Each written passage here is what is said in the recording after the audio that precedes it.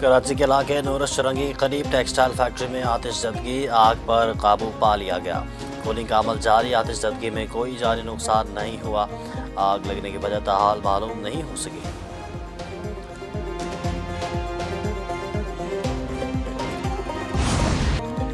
پاکستان میں دہشت گردوں کا حملوں کا جواب، افغانستان میں ٹھکانوں پر بمباری، افغانستان میں دہشت گردوں کے ٹھکانوں پر فضائی حملے۔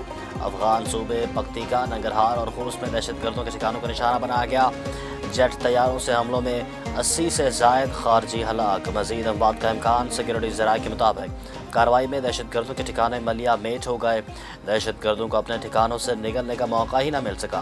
افغان طالبان رجیم نے دہشت گردوں کی اموات کی تصدیق نہیں کی۔ کالعدم ٹی ٹی پی کے سوشل میڈیا گروپس میں بڑے پیمانے پر اموات کی تصدیق۔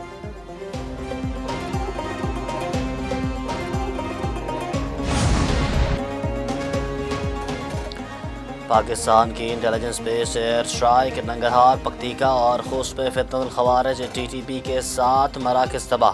سیکورٹی ذرائع کے مطابق انٹیلیجنس بیسڈ کارروائی گزشتہ رات کی گئی۔ ننگرہار میں نیا مرکز نمبر 1 اور نیا مرکز نمبر 2 تباہ کیا گیا۔ خوست میں خارجی مولوی عباس مرکز کو نشانہ بنایا گیا۔ ننگرہار میں خارجی اسلام اور خارجی ابراہیم مراکز تباہ۔ پکتیکا میں خارجی ملا رہبر اور مخلص یار کے مراکز تباہ کیے گئے۔ دہشت گردوں کے خلاف کارروائیاں جاری رہیں گی۔ سرحد پار سے دہشت گردی کے خلاف برداشت کی حد ختم ہو چکی۔ صدر آصف زرداری کہتے ہیں کہ پاکستان کے اقدامات اپنے عوام کی سرحد پار سے دہشت گردی سے محفوظ رکھنے کے لیے کیے گئے۔ عالمی برادری کو خبردار کیا تھا، دہشت گردوں کو سہولت دی جائے تو نتائج دنیا بھر میں بے گناہ شہری بھگتیں گے۔ افغانستان میں طالبان رجیم نے ایسے حالات پیدا کر دیے ہیں جس پر پاکستان کو شدید تحفظات ہیں۔ افغان رجیم دوحہ معاہدے کی خلاف ورزی کر رہی ہے۔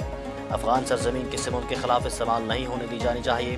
طالبان رجیم نے 9/11 سے پہلے جیسے حالات پیدا کر دیے۔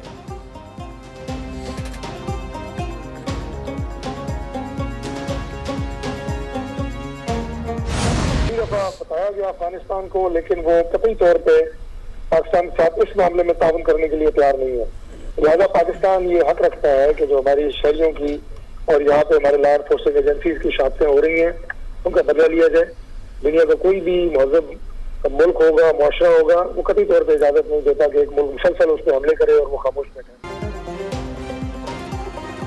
پاکستان کی طرف اٹھنے والی ہر میلی آنکھ کو مٹا دیا جائے گا۔ وفاقی وزیر طارق فضل چودھری کہتے ہیں کہ پاکستان کے خلاف سازشیں کرنے والوں کو واضح پیغام مل چکا۔ پاکستان امن چاہتا ہے لیکن اپنے عوام اور وقار پر کوئی سمجھوتا نہیں کرے گا۔ پاک فضائیہ نے افغانستان میں فتنة الخوارج کے ٹھکانوں پر مؤثر کارروائی کی۔ یہ ان معصوم جانوں کا بدلہ ہے جو دہشت گردی کی آگ میں جھونک دیے گئے۔ گورنر خیبر پختونخوا فیصل کریم کنڈی بھی ایک نیوز سے بات چیت کہا کہ ریاست پاکستان اپنے شہریوں کی حفاظت کرنا جانتی ہے۔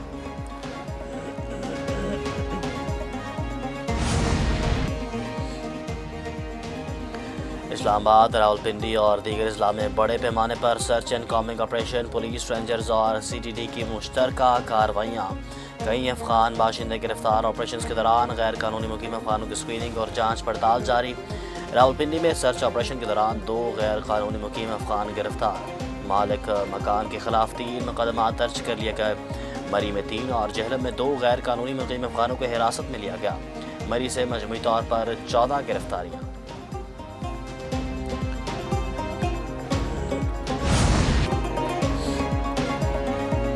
پاکستان نے افغانستان کو دہشت گردی کرنے سے بار بار روکا۔ ہندوستان کے پیسوں سے دہشت گردی کرنے والے فتنة الخوارج کو شکست ہوگی۔ اسپیکر قومی اسمبلی ایاز صادق کے حلقے میں منصوبوں کے افتتاح کے موقع پر بات چیت، کہا کہ اگر جنگ مسلط کی جائے تو پاکستان جواب دینا چاہتا ہے۔ بھارت کے حملے کا منہ توڑ جواب دیا۔ دنیا میں پاکستان کی عزت بڑھی، حکومت ملک میں مہنگائی کو نیچے لے کر آئے۔ بانی پٹائی کی آنکھ کا مسئلہ ہوا تو محسن نقوی کو پیغام دیا فیملی ممبر کو لے کر جائیں۔ معائنہ کا وقت آیا تو بیرسٹر گوہر کو کال کی، انہوں نے جانے سے انکار کیا۔ ایم کیو ایم پاکستان نے سندھ اسمبلی کی قرارداد کو خلاف آئین قرار دے دیا۔ خالد مقبول صدیقی کی مصطفیٰ کمال اور دیگر رہنما کے ساتھ پریس کانفرنس، کہا کہ کیا کوئی منصوبہ آئین سے متصادم قرارداد منظور کر سکتا ہے؟ 17 سال سے سندھ میں حکومت کون کر رہا؟ سندھ میں 2 طبقات بنا گئے۔ پیپلز پارٹی کی سیاست یہی ہے کہ ادھر تم ادھر ہم، ایم کیو ایم مسئلے کا حل بات چیت کو سمجھتی ہے. ایم کیو ایم کہتے ہوئے سندھو دیش کا خواب صرف خواب ہی رہے گا. مصنوعی اکثریت رکھنے والی جماعت نے سندھ پر قبضہ کر رکھا ہے. پلاننگ کمیشن کی رپورٹ میں سب سے زیادہ غربت بڑھنے کی شرح سندھ میں دکھائی گئی.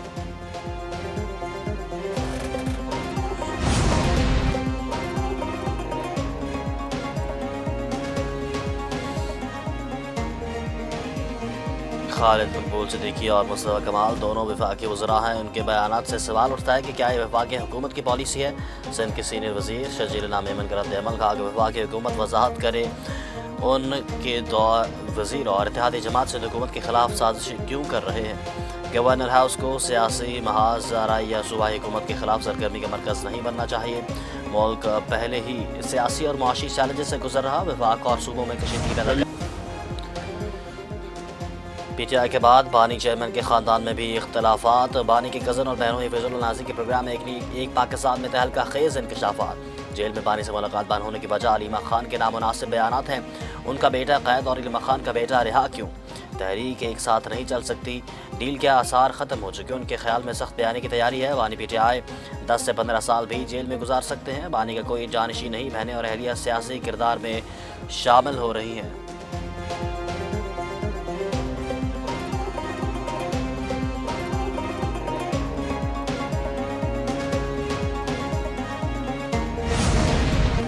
پنجاب میں C M green tractor programme phase 3 کا افتتاح. وزیر اعلیٰ مریم نواز نے قراردازی کے ذریعے افتتاح کیا. وزیر اعلیٰ کی قراردازی میں کامیاب کاشتکاروں کو مبارکباد. نام آنے والے کاشتکاروں سے فون پر بات کی. 2 سال میں پنجاب کے کاشتکاروں کے لیے 41,000 ٹریکٹر فراہم کیے جائیں گے. مریم نواز نے کہا کہ گرین ٹریکٹر اسکیم سے زرعی لینڈسکیپ بدل رہا ہے. پاکستان مسلم لیگ نون نے ہمیشہ کاشتکاروں کی فلاح و بہبود پر توجہ دی.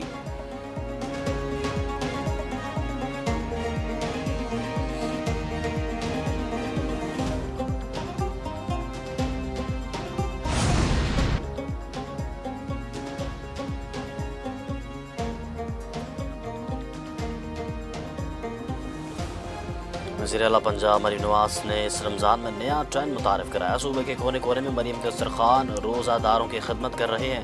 ہر تحصیل میں روزہ دار مریم کے مہمان بن رہے ہیں. وزیر اطلاعات معظمہ بخاری کہتی ہیں کہ پنجاب میں 74 سہولت بازار عوام کی سستی اور معیاری اشیاء خورنوش فراہم کر رہے ہیں. خواتین گھر بیٹھے سہولت بازاروں سے ضروریات زندگی اشیاء منگوا رہی ہیں. رمضان پیکج کے تحت ہر مستحق تک امدادی کارڈ پہنچائے جا رہے ہیں. وزیر اعلیٰ مراد علی شاہ کا کراچی کے مختلف علاقوں کا دورہ. ناصر حسین شاہ شجیل الہام میمن اور مصطفیٰ بھی ہمراہ تھے. وزیر اعلیٰ وزراء اور میئر کے بغیر پروٹوکول اور سیکورٹی کے ترقیاتی کام کا جائزہ. مراد علی شاہ کو اعلیٰ حکام کی جانب سے رقیت منصوبے پر بریفنگ دی گئی. بریفنگ میں بتایا گیا وزیر اعلیٰ نے بلدیہ میں امراض قلب کے اسپتال کا دورہ کیا. مبارک ولیج کے اور زیر تعمیر لال بکر ڈیم کا بھی معائنہ.